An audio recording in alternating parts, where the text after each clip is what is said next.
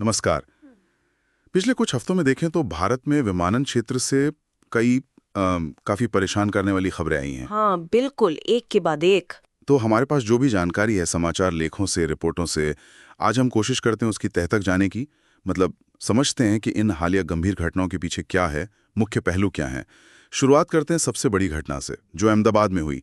Air India की उड़ान AI-171। हाँ, 12 जून 2025 बोइंग 787-8 ड्रीमलाइनर एकदम नया विमान था। और वो उड़ान भरने के कुछ ही पल बाद बीजे मेडिकल कॉलेज के हॉस्टल ब्लॉक पर गिर गया। और वो भी टेक ऑफ के तुरंत बाद, जो फ्लाइट का सबसे क्रिटिकल फेज माना जाता है अक्सर। सही।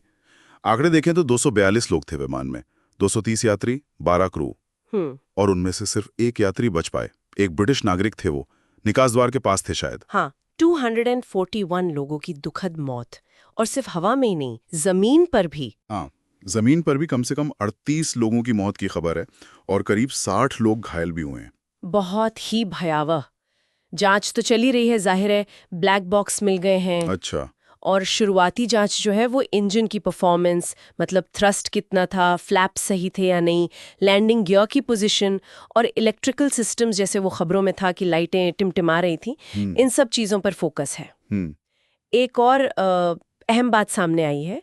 टेक ऑफ से ठीक पहले, कुछ सेकंड पहले, वो रनवे एडवाइजरी सिस्टम, जिसे ROAS या रैट भी कहते हैं, वो एक्टिवेट हुआ था। ROAS या रैट, ये क्या सिस्टम है और इसका एक्टिवेट होना क्यों महत्वपूर्ण है?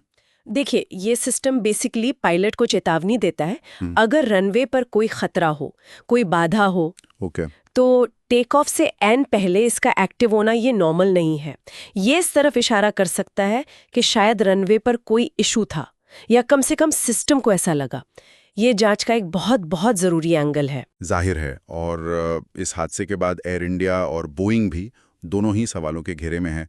787 फ्लीट के इंस्पेक्शंस भी शुरू हो गए हैं। बिल्कुल। तो ये तो हुई एक बड़ी कमर्शियल फ्लाइट की बात, लेकिन हाल के हफ्तों में और भी घटनाएं हुई हैं। हाँ, दुखद रूप से ये अकेली घटना नहीं थी। इसके ठीक 3 दिन बाद ही 15 जून को उत्तराखंड से खबर आई। हाँ, वो केदारनाथ से गुप्त काशी जा रहा था एक चार्टर्ड हेलीकॉप्टर आर्यन एविएशन का, गौरीकुंड के पास दुर्घटनाग्रस्त हो गया। खराब मौसम बताया जा रहा है शुरुआती कारण, कम विजिबिलिटी। उसमें भी सभी 7 लोग जो सवार थे उनकी मौत हो गई, जिनमें 2 बच्चे भी शामिल थे, और जमीन पर भी कम से कम एक व्यक्ति की जान गई। पहाड़ी इलाकों में मौसम वाकई एक बड़ी चुनौती है। बिल्कुल।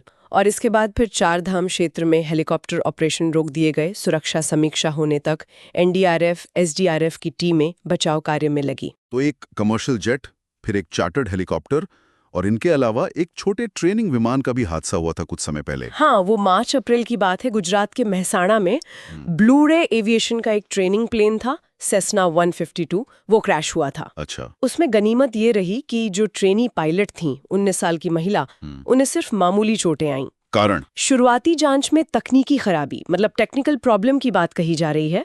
जांच अभी चल रही है उस पर। तो ये तो हो गई सिविल एविएशन की बात। क्या सैन्य क्षेत्र में भी, डिफेंस साइड में भी कुछ ऐसी घटनाएं हुई हैं हाल में? हाँ, दुर्भाग्य से वहां भी। पिछले कुछ महीनों को देखें तो जनवरी 2025 में पोरबंदर के पास कोस्ट गार्ड का एक AHL ध्रुव हेलीकॉप्टर क्रैश हुआ था। हाँ, वो काफी आधुनिक हेलीकॉप्टर माना जाता है। बिल्कुल। उसमें 3 क्रू मेंबर्स शहीद हो गए।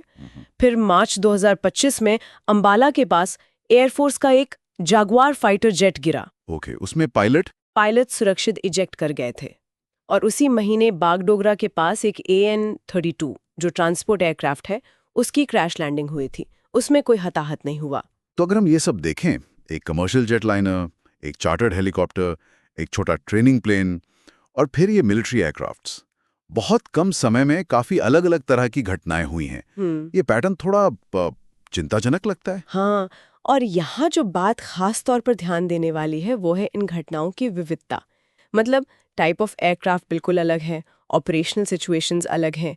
कोई कमर्शियल फ्लाइट है, कोई चार्टर, कोई ट्रेनिंग, कोई मिलिट्री। सही। और जो संभावित कारण नजर आ रहे हैं वो भी अलग हैं। कहीं मौसम, कहीं टेक्निकल इशू, शायद कहीं ऑपरेशनल या प्रोसीजर मुद्दे भी हों।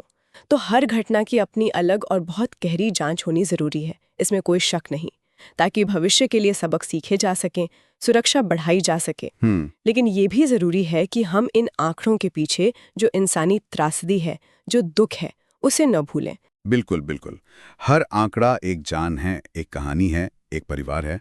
और खासकर जो एयर इंडिया वाली घटना है, उसका पैमाना इतना बड़ा है। और जो जांच चल रही है, जैसे आपने बताया ROAS और दूसरे टेक्निकल पहलू, वो बहुत मायने रखती हैं।